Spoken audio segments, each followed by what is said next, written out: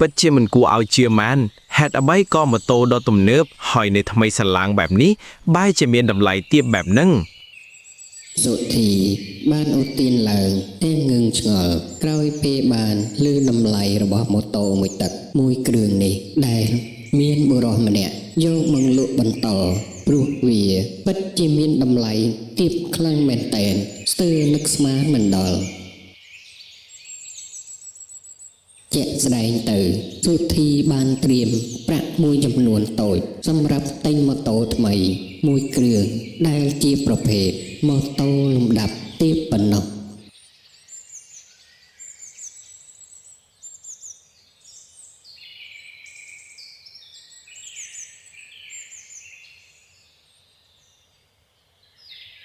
ប៉ុន្តែគោលបំណងរបស់គាត់ក៏ត្រូវស្ទាក់ស្ទើរ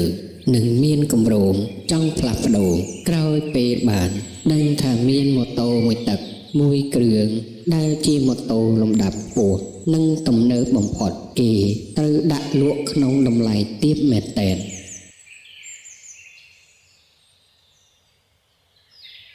ម៉ូតូទំនើបបែបហ្នឹងបងចង់វេអង្គរដារកមួយប្រទេសទៀតក៏គ្មានគេលក់ក្នុងតម្លៃប៉ុណ្ណឹងដែរដូច្នេះតនឱកាសល្អមកដល់បងឆាប់ទិញទៅព្រោះទោះបីម៉ូតូមួយទឹកមែនប៉ុន្តែគុណភាពគឺសូវធានាតែម្ដង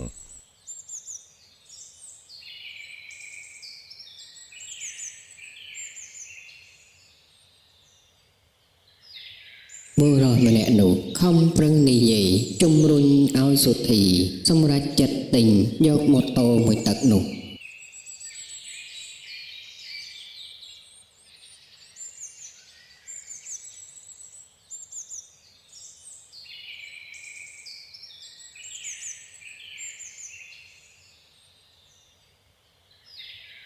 សុធីហាក់មានក្តីងឿងឆ្ងល់យ៉ាងខ្លាំងចំពោះតម្លៃដ៏ទាបនៃម៉ូតូទំនើបមួយគ្រឿងនេះប៉ុន្តែសុធីក៏មិនហ៊ានសួរនាំបុរសម្នាក់នោះច្រើនដែរព្រោះជាចរិតរបស់សុធី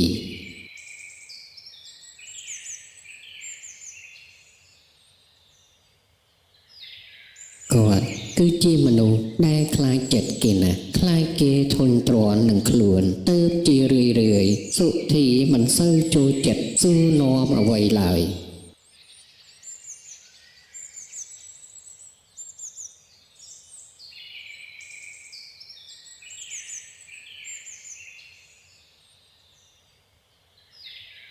ម្យ៉ាងទៀតដោយសារតែខ្លួនមានចិត្តស្រឡាញ់ម៉ូតូនោះដែរគូបសមនឹងប្រាក់របស់ខ្លួនក៏មានចំនួនកំណត់តិចតួចមែនតែនទើបសុធីហាក់មិនសូវស្ទាក់ស្ទើរនឹងសម្រេចចិត្តទិញម៉ូតូមួយគ្រឿងនោះប៉ុន្មានឡើយ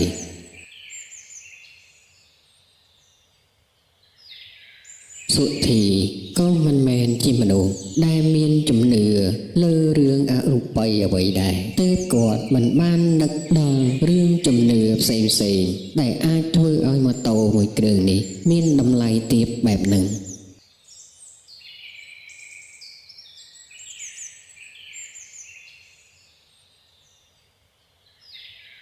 ទីបំផុតក្រោយពេលដែលធ្វើឯកសារតែងលក់និងបានប្រគល់ប្រាក់ដោយបុរសម្នាក់នោះសុធី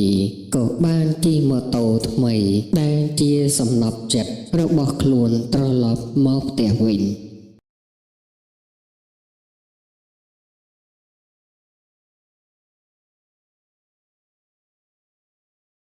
គាត់ជិះតាមផ្លូវបណ្ដើរច្រៀងតិចបណ្ដើរហើយមាត់វិញគឺញញឹមបិទមិនចិត្តតែម្ដងដោយសារក្តីរំភើបព្រោះមិននឹកស្មានថាប្រាក់ត្រឹមតែ$1000ជាងបន្តិចបន្តួចក៏អាចឲ្យគាត់ក្លាយជាម្ចាស់ម៉ូតូដ៏ទំនើបបែបនេះបានលុះមកដល់ផ្ទះវិញសុធីបានចតម៉ូតូនៅក្រោមផ្ទះគាត់ពិតជាមិនដាច់អាល័យនឹងម៉ូតូថ្មីដែលគាត់ទើបនឹងទិញនេះទេ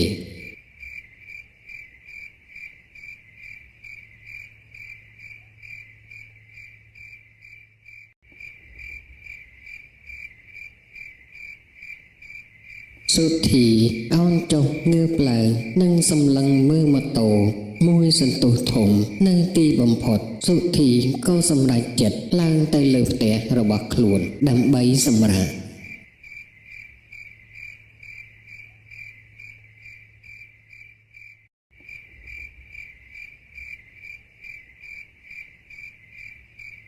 នៅពេលដែលគាត់ឡើងទៅលើផ្ទះក៏មានបរិសពីរនាក់នៅទល់មុខផ្ទះគាត់កំពុងនាំគ្នាផឹកស៊ី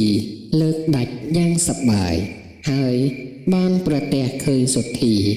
តើមកបែបនេះក៏បានបបួលសុធីឲ្យចូលរួមជាមួយនឹងខ្លួនប៉ុន្តែសុធីបានត្រឹមតែក្រវីក្បាលបន្តិចជាសញ្ញាបង្ហាញថាសូមបងអញ្ជើញពិសាចុះចូលមកដល់ក្នុងបន្ទប់សុធីក៏បានតម្រេកខ្លួននៅលើគ្រែភ្លាមនោះសុធីស្រាប់តែមានអារម្មណ៍ទន់ត្របកភ្នែកហើយក៏ប្រែទៅជាងងុយដេកយ៉ាងខ្លាំង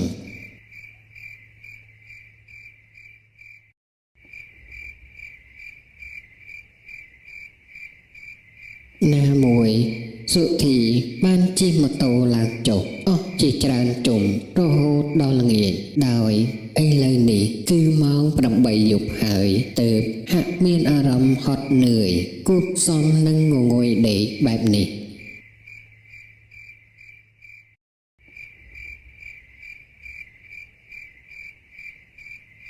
មួយរំពេចនោះសុធីស្រាប់តែឮសំឡេងអ្នកណាម្នាក់ដើរទៅដើរមកនៅខាងក្រៅផ្ទះទំនងជាអន្តេសារងចាំនរណាម្នាក់ទើបបន្តដើរទៅដើរមកមិនឈប់បែបនេះសោះ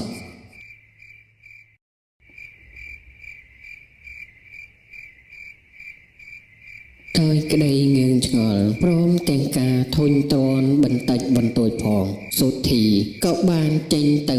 មើលនៅខាងក្រៅប៉ុន្តែมันបានប្រទះឃើញសូម្បីតែស្រមោលរបស់មនុស្សណាម្នាក់ទេលើកលែងតែបុរសពីរនាក់ដែលកំពុងជុំគ្នាផឹកស្រានោះ